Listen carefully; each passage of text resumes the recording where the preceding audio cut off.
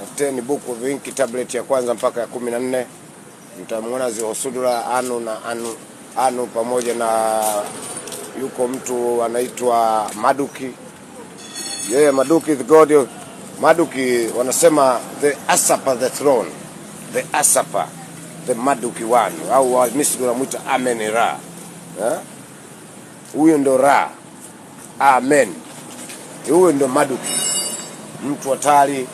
Yeye wanasema the demigod, yeye ni Mungu mtu katika Babeli. Hii ni history ndani ya history. Kwa hiyo hapa tuko kwenye history.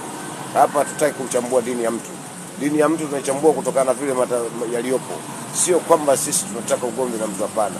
Hii ni tablet ya 14 moja mpaka 14 ya Book of Ink, the Lost Book of Ink.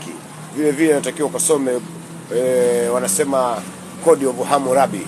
Kuna vitu vingi ndani yake. Vile vile usikose kupata Book of Gilgamesh, upate kutengeneza ubongo wako uwe sawa. Hotebu.